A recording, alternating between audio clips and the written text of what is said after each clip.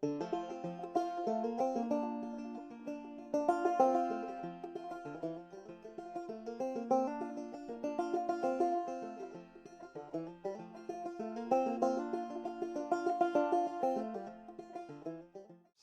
that's what we're here today to do, is to do a little grafting, put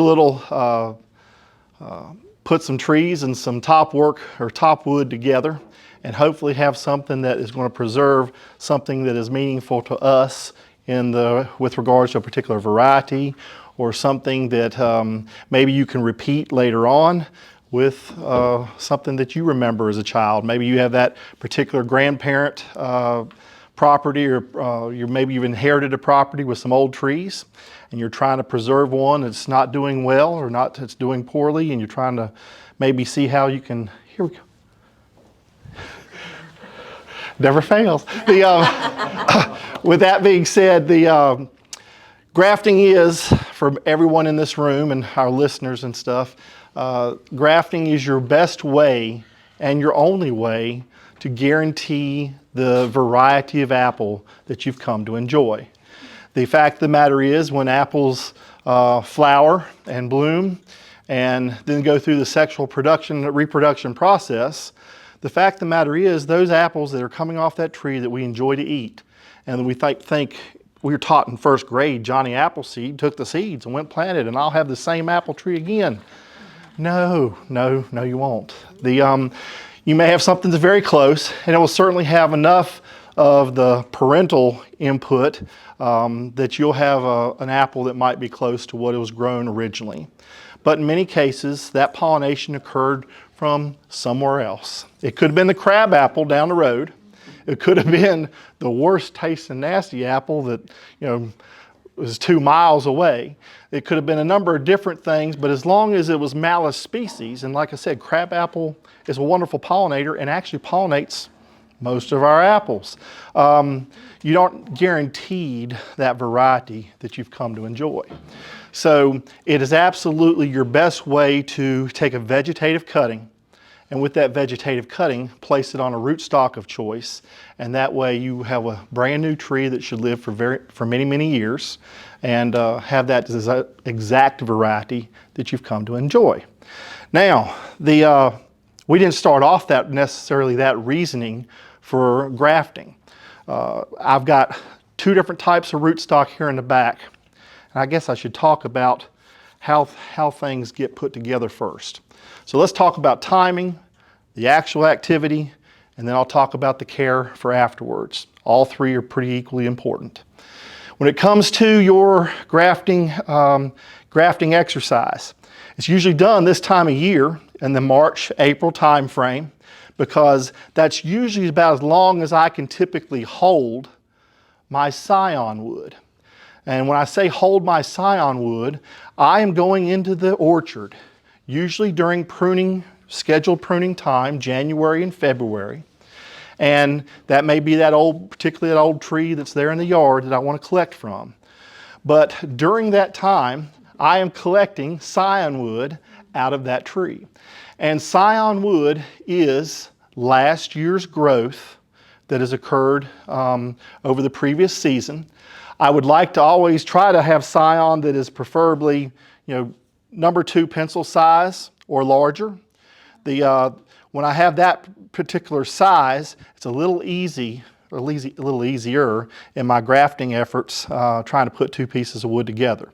If it's super small, I'll have to switch my grafting technique a little bit and do something different. And if it gets too large, it's just awful difficult to work with. So if you find scion wood, last year's growth, and collect in that February time frame, we then take all that material, and the proper way to store it in the refrigerator, 41 degrees is fine. We just don't want to put it in a freezer. We used to recommend taking a piece of newsprint.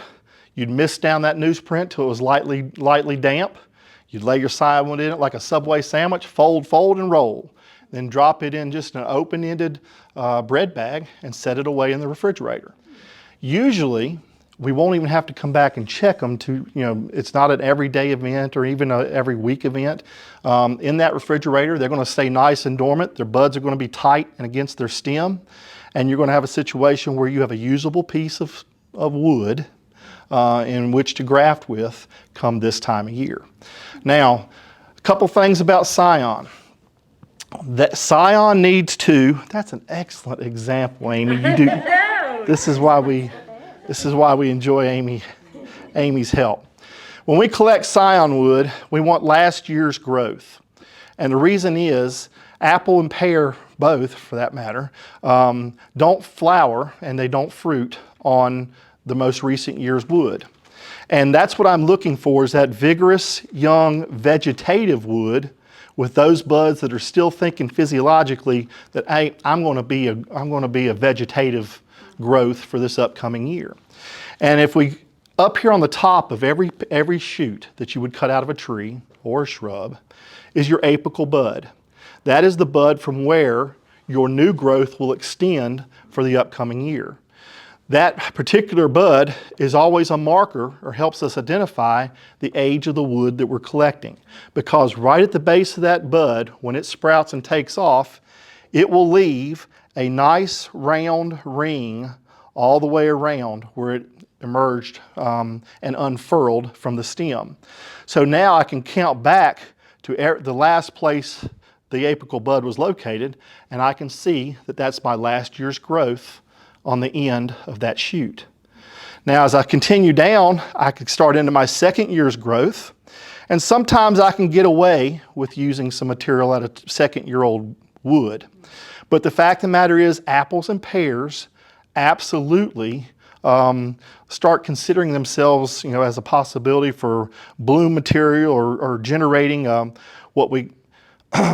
generating those buds that are going to give rise to our flowers.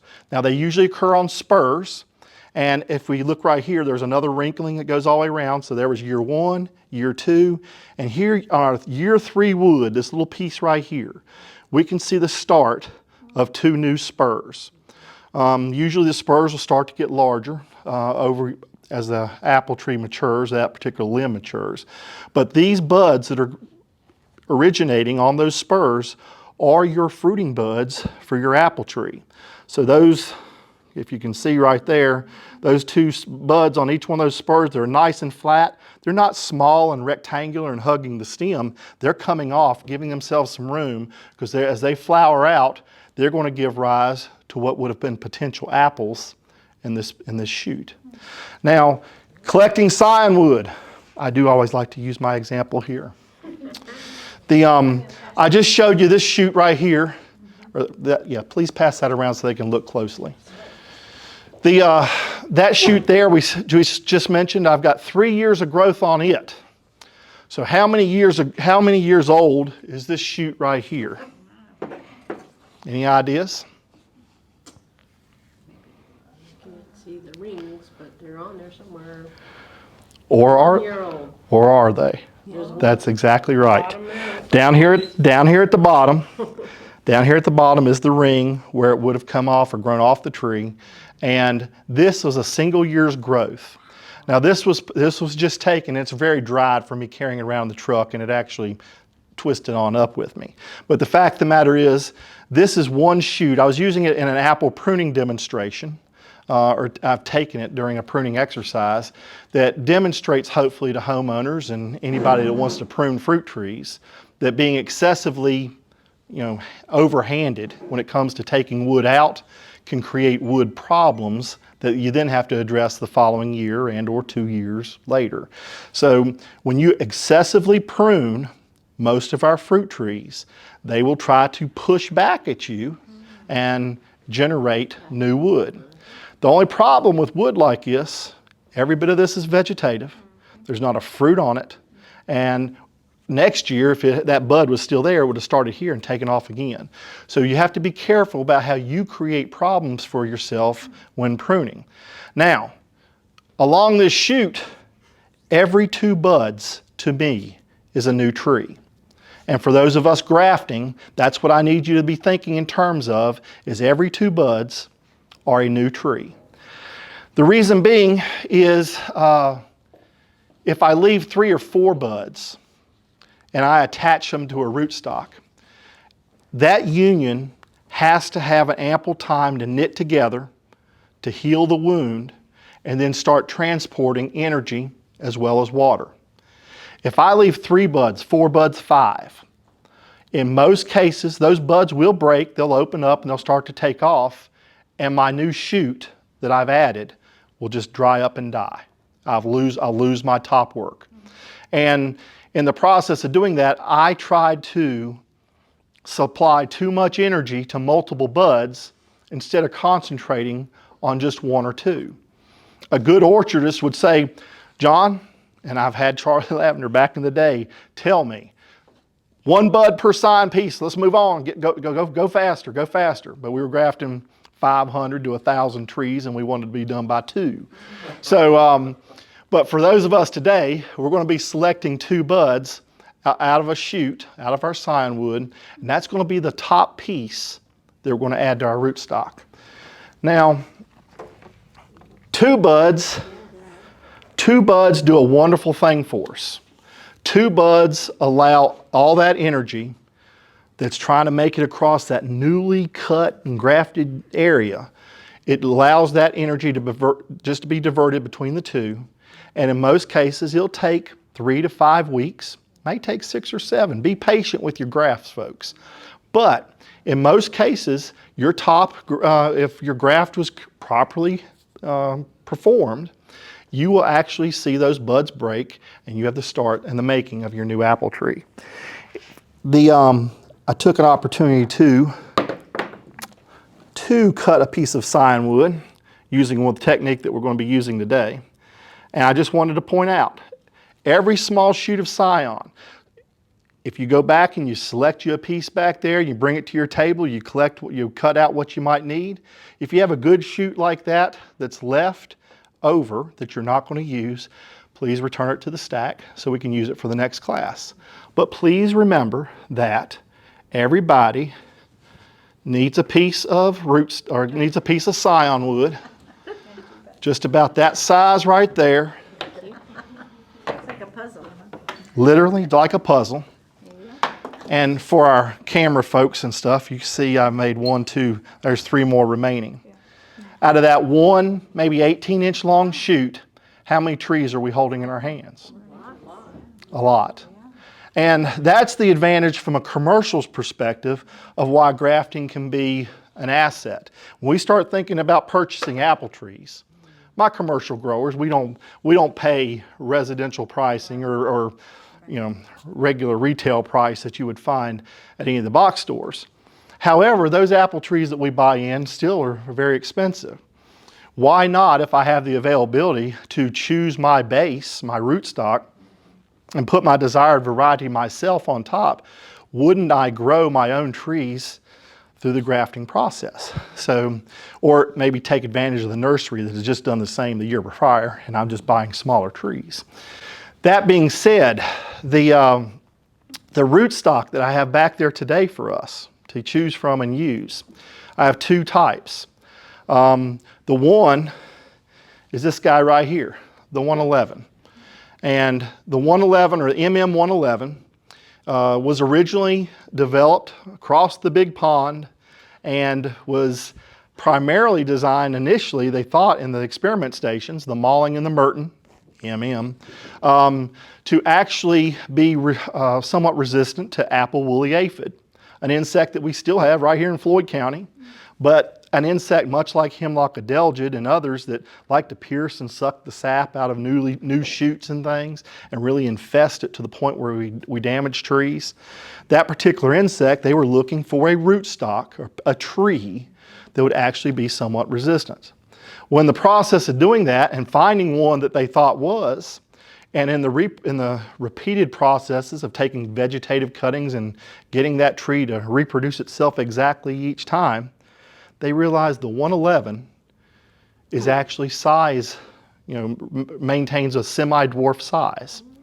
So most all of your trees, commercially planted, years and years ago, we went from the standard apple tree of 40 feet tall to putting our apples on M111 rootstock, mostly in Southwest Virginia. And there's other rootstocks too, but this was the primary. As a semi-dwarf tree, this guaranteed me a tree that was only 25 feet tall or less.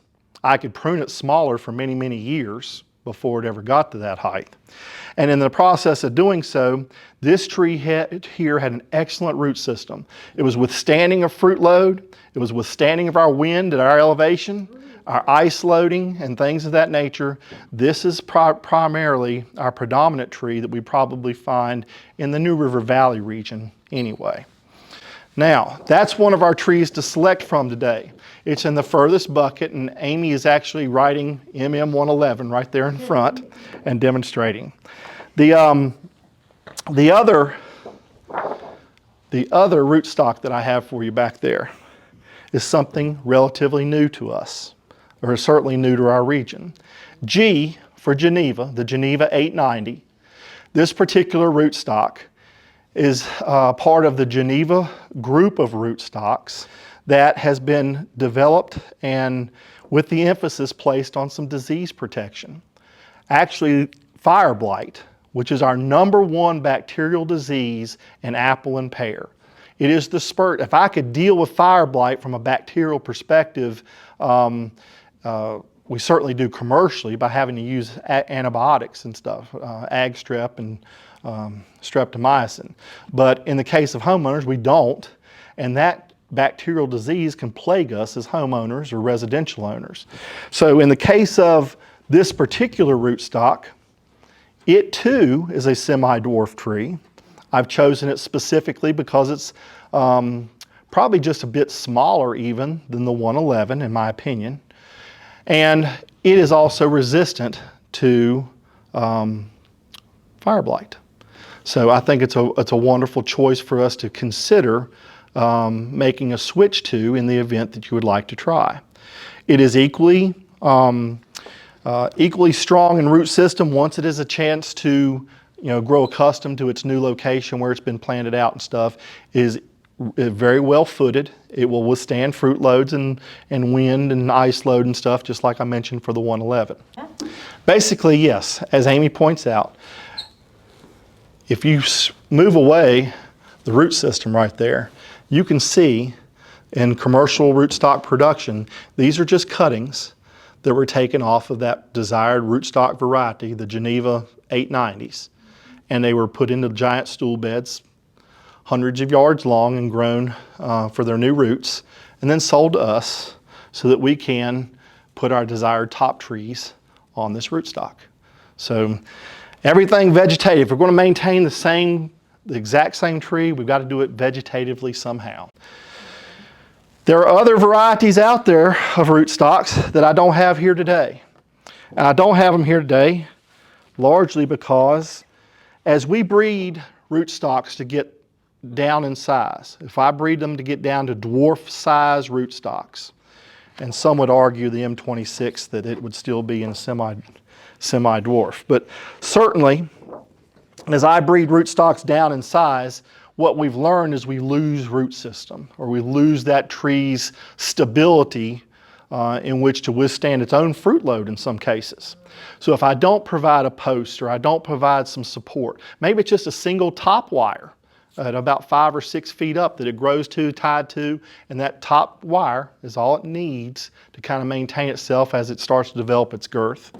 But it's absolutely necessary in many cases.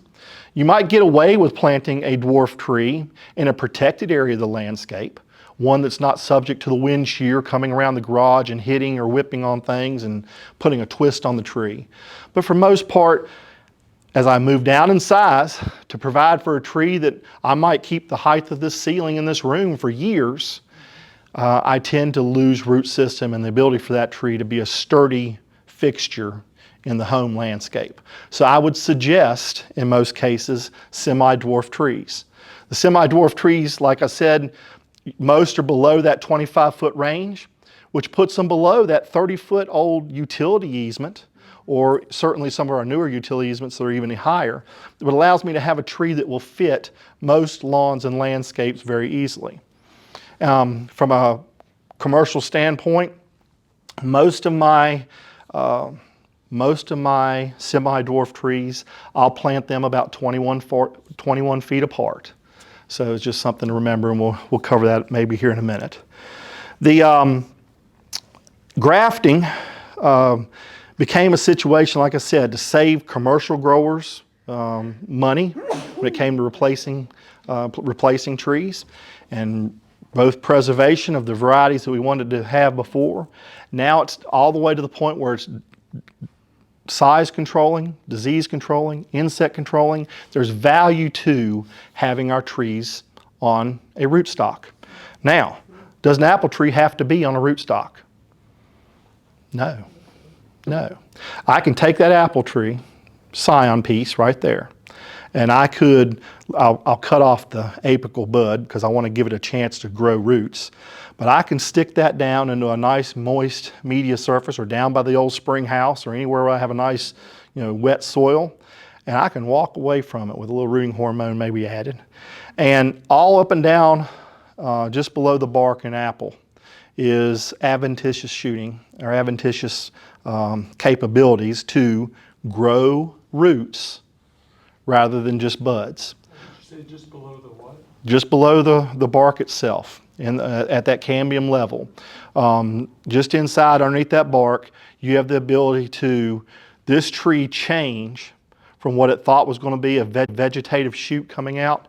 It will change those bud locations into root locations, and you'll root out an apple cutting just like this. And you'll have the variety of apple tree. You took a vegetative cutting that you want of that particular variety, but now you're going to have an old school apple tree, the 40-foot tall apple trees, the ones that I grew up in, with 8 other kids meeting at Miss Brown's yard in which to climb in and enjoy the tire swing and the 10 bird houses and everything else in. But you will absolutely have the variety of apple you wanted. You just won't have any of the size controlling or maybe some of the other advantages of insect or disease control. When y'all go back and choose your scion wood today, if you haven't got a Golden Delicious in proximity to your landscape, choose one of my Golden Delicious or a Golden Delicious parent, a variety that has a Golden Delicious parent in the name, Virginia Gold, Grimes Golden, some of those other golden varieties back there. Golden Delicious is our universal pollinator. It will pollinate over 1,000 different trees and enables us to pretty much be the hero of the neighborhood, because if I have that Golden Delicious, it's usually pollinating all my neighbors' trees as well. All right, let's get back to a little bit about the technique real quick. I'll talk about the pasts. Up here on the wall is just a reminder of what we used to have available to us. Because when I did these classes before, certainly when I started Extension, we used grafting knives. And each one of you have at your desk right now or at your table one of the newest tools that's available on Amazon. Multiple companies have them, but those are the new grafting pliers, which I'll mention in a second. Back in the day, we used a grafting knife, just like what I'm holding here. The unique thing about a grafting knife is they're not sharpened on both sides. They're sharpened on one side, so they always have a flat side in which to make the necessary cuts. What I would have to do is I would have to collect me a piece of rootstock, and I would have to cut a 90-degree, or not a 90-degree, about a 70-degree cut into that rootstock, a nice slanting, deep slanting cut like you see there. And then I would have to repeat that same cut on my scion wood, like you see there. And then the fun would begin. I would actually, in the interest of whip and tongue grafts, I would take my grafting knife, and on that 70-degree slope, I'd go just past the midpoint. I'd start to work my knife back toward my wrists, my fingers, and everything else. And I would get my rootstock set up with its whip and its tongue in which to be placed together against another piece of wood. I would then get my scion wood in the same way, back towards myself again, getting it down about a knife blade depth into that piece of wood. I would generate, once again, the whip and the tongue that's going to meet the rootstock. That being said, that whip and tongue and this whip and tongue would then be gently have their tongues interlaced and slid together, and then we would wrap them tightly. Back in the day, we could use rubber bands, we would use garden jute, we would use yarn, we would use burlap, whatever was necessary, that I could tightly wrap and squeeze that particular cut as tightly as possible. With it squeezed nice and tight, then I would proceed to wax the area to hold moisture inside, and then I would hope for the best. Now, I've grafted lots of trees using this technique. I'm usually about 60% successful, maybe 65 if I'm lucky. And here's why, and I'll pass that around. If you hold that up to the light, you can probably see through it pretty well. And that is the airspace and the gap and the everything where, once again, it's imperative that I have cambium. It's that green layer right beneath the bark. If I took this tree right here and I peel off its bark all the way around, you can see the green cambium right there on that shoot. When it comes to being successful at grafting, we've got to line up the green with our top piece with the green on the bottom. We don't get those two pieces touching so they can start to grow together and form the callus material in between to knit things back together. It's a wound that won't heal, and we lose a graft. Now, when I do it using these pliers, I'm 99% effective. That's why I feel confident that everyone here is going to take home some trees today that is going to enjoy the fruits of their labor when the time comes. With regards to the process, it is important, once again, no more than 2 buds. I only drew 2 buds on each piece. Stick to your 2 bud selection. Do not, lots of us can be particular sometimes. We want to think that everything should be aligned. You know, if I've got a gap on this side, I need to put a gap on that side. This right here will kill your tree or kill your new graft faster than anything you can do. If you take the time to take a scion wood with its cambium coming down on either side, and you say, oh, my rootstock's too big, I'm going to line it right up in the middle. That way I'll have the best chance. You have just missed your spot, and you have missed your spot to connect these green areas together. All you needed to do was move your top piece or your scion over a bit. Now you have an entire section of cambium coming down aligned on one side, and this will work. This will work every time if you're good. And the fact of the matter is, all this will start to heal over and you'll be a little ugly for the first couple years. But as that tree builds in girth, one day you won't see it any differently than in a graft union that you'd see on any tree. Best case scenario. When we're making or deciding on our scion wood and our rootstock, here's how I would suggest that we do it. We're going to not graft multiple trees at one time. And I know I promised everybody 3 trees. Well, the first 3 trees are practice trees. So if we get to the next 3 trees, you know, or 4 trees or 5 trees, we're going to take care of everybody here since we had a few folks not show today. So I've got enough trees to go around. I want to make sure that you're successful before you head home. Now, we need to align diameter or width across our pieces of wood. If I have a rootstock that is relatively thin or small, well, let's just cut this in half. Let's say I go back and choose a rootstock. Thank you, Amy. She's just always thinking ahead of me. All right. One of my first things is she has chosen a relatively thin rootstock for me to work from. And my first decision as a grafter is, where on earth am I going to make my cut on this tree? Where do I need to place my union's location? Here's what you need to be thinking about. What am I planting it in? when I get home. Jon Vest does liquor boxes because they're free.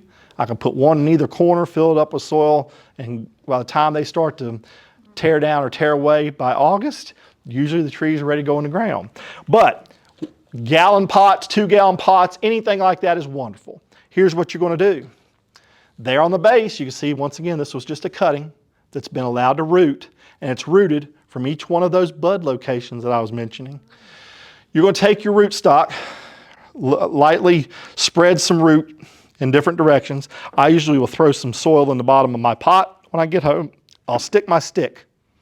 I'll stick my rootstock right to the base. I'll complete adding the additional soil right up to the top of my container. It will settle, so just fill it right up to the top. Okay, soil.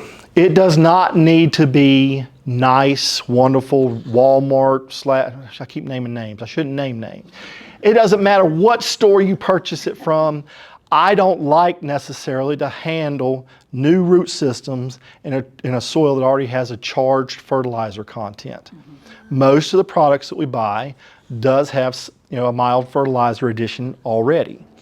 When I stick those trees in that new soil, I need time for that to knit together, and if fertilizers push and bud break, I'm in trouble. So I would much rather suggest a garden soil, a down by the barn collect some soil. Ideally, if you'll just go to the last place that you mulched a flower bed in and turn a little bit of your top mulch off and get you a nice dose of, composted mulch that has seen several years in the edge of the flower bed, that is wonderful tree root material, and will work wonderfully for you for that. Perfect. Now, for apple rootstocks to function, they've got to make sure that they're posting up or putting that scion up here high enough above the ground level that scion never contacts soil or mulch or anything else that kind of gets stacked up against it. Because what does apples like to do? They like to root out. If that scion roots out, I lose my rootstock below. So my suggestion, plant in the container of choice, kind of having in your mind how deep you want to have something planted, go a full hand's distance. 6 inches, 8 inches, somewhere up in there. So if I go 6 to 8 inches up, right here is that area that I would like to make my cut in, or my initial cut.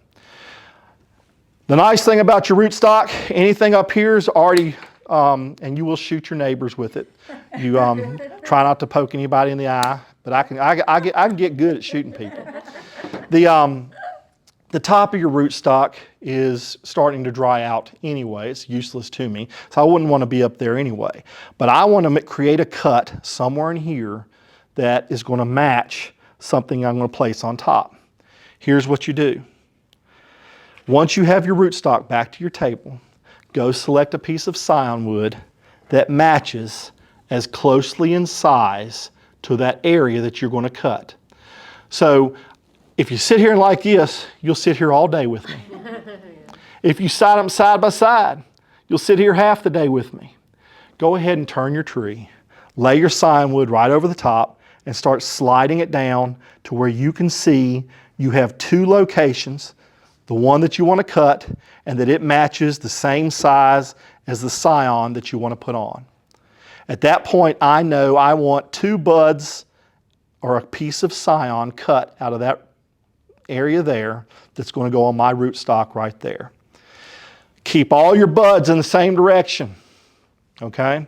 People say, oh, well, how do I make the male cut, and how do I make the female cut? And sometimes they'll get the Michael Jordan with the, I got this, or my college students, they need some help sometimes. They'll get cutting around here, and they'll fail to recognize these clippers on the end. And they'll clip something in the corner of your hand. Don't do that. Everybody pick up your grafting pliers for a second. The bottom of your grafting pliers is that orange planters or cutting bed that you see there. As you gently start to bring your pliers down, you'll see a black blade in the shape of a puzzle piece come down. What I encourage you to do is to first cut your rootstock.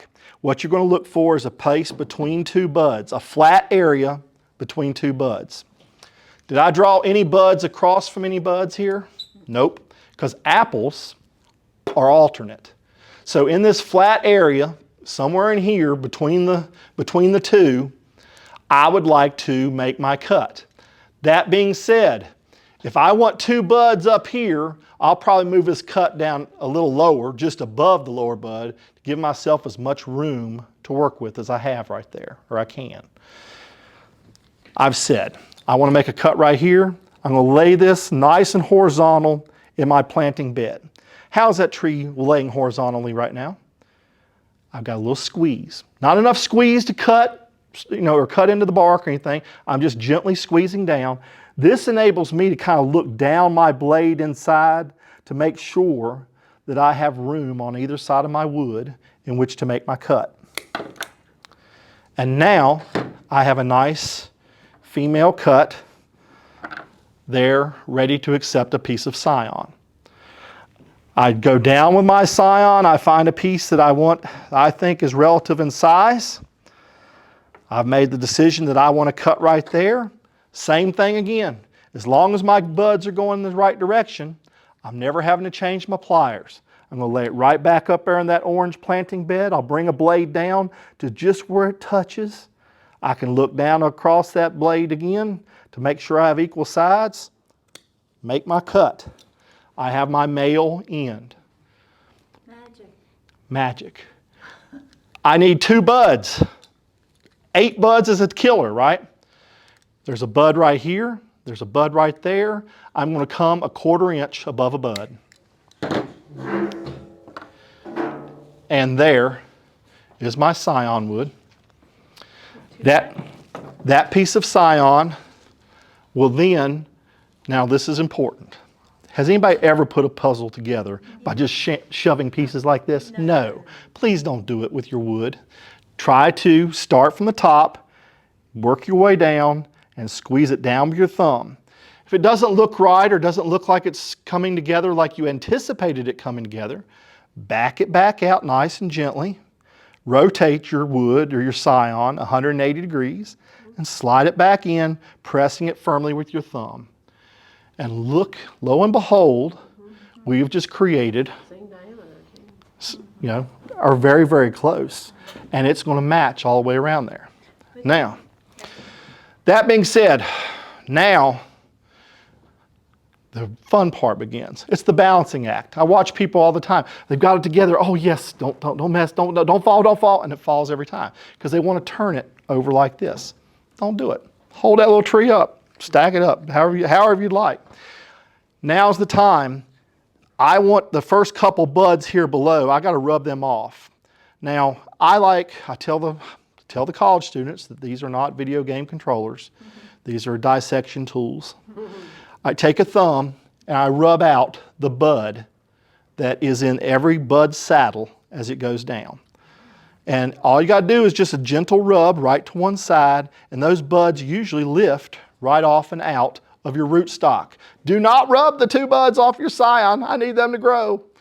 But rub a few of those buds off, certainly off your rootstock that are just below. So underneath it. Yeah, on your rootstock, the piece that I'm holding. Do not grab a bud like this, work a nail under it, and pull it down.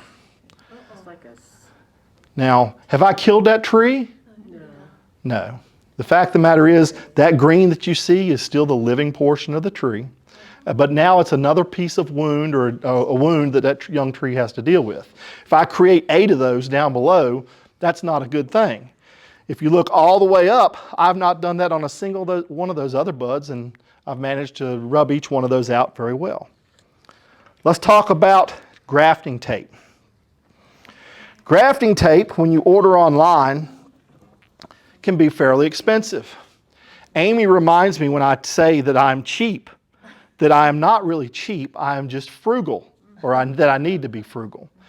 You can get online and you can buy all kinds of expensive grafting tape out there. And I will say, grafting, nice grafting tape is just that. It's the right tool for the activity. However, when I'm 99% successful using cheap roll of electrical tape from Harbor Freight or anywhere else, why not use the cheap tape? It's colorful. Exactly. If I want to keep track of the actual varieties that I'm putting together in different colors of tape, then I can grab a different roll of tape and keep track of things. That being said, you don't need 12 inches, okay? We really only need about 4 inches, maybe 5 for some of you because it'll be your first time. The more you do it, you'll get down to 4 inches. With that 4-inch piece of tape in hand, this is where, with that 4-inch piece of tape in hand, looking at your graft union, I need you to start about 1 inch below that union. What you're going to do is you'll start to put your tape on. You'll hold your tape out nice and flat, perfectly horizontal, and you'll get your end down. You'll rotate your rootstock a full revolution. Now your tape is stuck to itself. It's stuck on there. It's not going anywhere. Now I can put a little bit of tension and turn that tape up at a 45-degree angle. Notice I've got my thumb kind of here on the back side holding it. And I'm not sitting here going to wrap tape like this. I'm simply going to turn my rootstock like a candy cane and watch that green tape move right up that stem and right up together. And as I move up toward the top, if I see that I'm getting close to my lowest bud, I'm going to start to flatten back out and I'll terminate the tape right below that lowermost bud on my scion. Common sense, who knew? Yes. 99% effective. I don't need $25 grafting tape. That being said, let's talk about the next step. You're going to take over your pot, not over my floor, but over the pot. You're going to take a little bit of grafting wax. You're going to go around the bottom of your tape. And you're just going to smear some on the bottom. You're going to smear some up at the top where your tape terminates, right below the bud. And where's the last place you need a little wax on that new tree? The very top. So you're going to take a little dollop, put a little dollop of wax right up on top. Now, set your brush back off so they kind of melt and they're hard to get out of that wax bowl if they fall in. That giving what you see now is your finished tree. You've waxed at both the ends that could possibly release any moisture. You waxed the top. If you got a little wax on the bud, it's not a bad thing. But people think, oh, I've just glued my bud shut. No, buds unfurl. So your leaves and your material will start to unfurl and come out. It will come through a wax coating just fine. The tree will push. So now you have a young tree. What do I do next? Label. If you haven't done this already, be prepared to label next. You're going to move to our water station. And because I want these root systems maintained as nice and as moist as possible until you can get them home and get them repotted. Cut you out 12 inches of paper, rip you off some, just enough to wrap the tree once or twice, just like that. Dunk, drip. Don't drip out here, drip over here for a minute. Once they're dripped, go in the bag. If you haven't had a chance and you've made it all the way to this table without labeling this tree, label the variety, get you a little piece of tape or write it on the bag or whatever you've done. You know, denote your color that you've used, but make sure you know what type of tree you just put in the bag. Otherwise, you won't be able to tell when you're done what you've got. That's happening with my pear trees.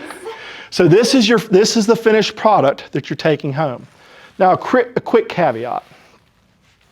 Just like grafting tape, grafting wax is fairly expensive.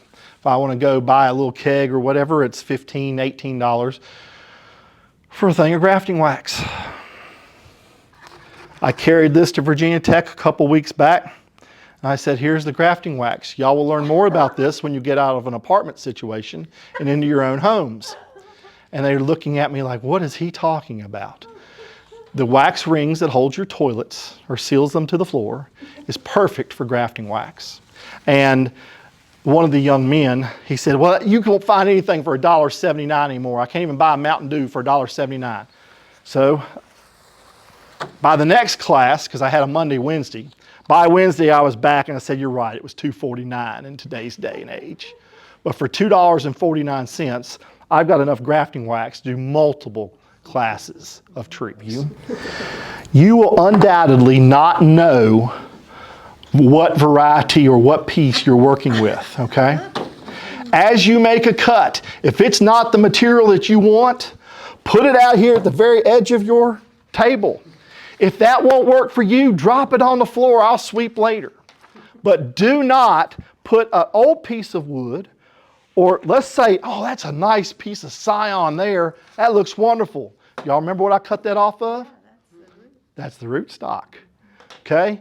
Don't be putting the wrong thing back on top, or you're just not going to have the anticipated result. And nothing's worse than waiting 4 years just to find out, oh, I put a piece of root stock on my Golden Delicious. You know? So just don't do it. Try to keep your tables straight, pieces and shards and whatever in a pile, or just put them on the floor and I'll sweep later.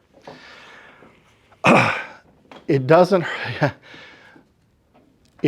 hurt to, like I said, concentrate one tree at a time. That's what I think will work the best. I'm going to be making my way around. Chloe might be making herself a way around. Amy's going to certainly help us in different areas. But we're going to try to make sure that everybody can go through. And once you get the hang of it, like I said, first 3 trees, if you do good, you've got 3 extra trees. And then we'll work for the next 3 trees, okay? So that's how we're going to handle the process today. Do I have the most important piece of paperwork is what I've put on top, which reads the Virginia Tech right here.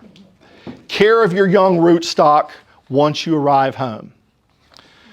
I would like today, if possible, that you pot up your rootstock. It's not a big deal. If you don't get to it today, when do you need to get to it? Tomorrow. By tomorrow, okay? The rootstock have had a chance to sit in water and stuff. They've taken up water. They're going to be just fine. That being said, if you need to get to them by tomorrow, you can. What I would like you to do is pot them up as soon as possible. Get your rootstock moved into a cool, dark area. What is cool and dark? Your basement. Cool and dark, right? This is all I'm asking for. I just don't want your young trees placed out in a sunlit area, anywhere, certainly nowhere that they're going to get a direct western exposure sun. The cooler, the darker that you have the area, the slower that you can hold that bud break and allow more time for your union to knit together. I'd love to have 3 weeks. Am I going to get 3 weeks from some of you? Probably not. Some of your trees might bud in 2 weeks now. But during that 2 weeks, hopefully our unions have knitted together. And when energy is called for, everything takes off. Now, when I see little green squirrel's ears start to emerge from my buds, when my buds have broken, I can't leave them in the dark. I need to leave them preferably in a transition zone. That transition area is anywhere, once again, that's going to have some ambient light. I will put 1,000 of these trees on a lowboy trailer and park them underneath the shed out back up here on top of the hill, and I'll grow all 1,000 will take for me every time. That's it. Does you don't let it eat at you. Don't let it worry you about the level of darkness and this, that, and the other. Get them to a transition area once they have some leaves on them that is going to have some ambient light, no direct exposure sunlight, no western exposure at all. So if you want to hit the northeast side of the house, underneath an eave that might catch some rainwater if you don't have a gutter, or if you got a shed or something like that, you can put them at the edge of the lean-to off that shed that will catch some water and you don't have to water as often, all well and good. But you need to get them in that transition zone. Normally, after spending about 10 days in a transition area, I can relocate my newly potted trees to their final location. Does Jon Vest do that? No. Here's why. Undoubtedly, I want to give that young tree ample time to grow as strong in its pot as I can, for its root system to really kind of reach out and develop a root ball that's going to be withstanding in its final location. More importantly, I don't want to move a young tree out into a landscape where every deer that walks by says, "Oh, new buds." If it just bit off the 2 buds that I put on top, what do I have? Nothing. A rootstock, yes. So in those situations, putting it out in the landscape is bad enough, given our little furry critters. Here's the other big thing. If we start counting out, like I said, 3 weeks from now, maybe 4 weeks from now for budding out, what does that put us in? Mid-May, okay? And then you give it 10 days in a transition zone, now we're at the end of May. Do you want to go set young trees out in June, July, and August? No. Absolutely not. So if just hang on to them. Keep them amongst the boxwoods. Keep them amongst the other flowers in a flower bed. Do whatever might be necessary. Just no western exposure, no heat on them. No deer exposure. And try to minimize the deer exposure. And then, here's what you're going to do. Usually about that 3rd or 4th week in August, what starts to happen for all of us? We start to see the weather forecasts for the first hurricane entering our area, or potential for our area. And usually with that first hurricane system, they start lining up for us in the Atlantic, moving our way. That's when I know for sure, not for sure, but as close to as possible, that I'm going to have moisture returning to my area. So that last week in August, with the threat of a hurricane coming, or with the threat of hurricane season, maybe the first hurricane's hit and I've got nice softer ground to dig in, I'm going to go out there and place my young trees in the first 2 weeks of September, or by then. I'm going to use that window. I want to do it by early September, and here's why.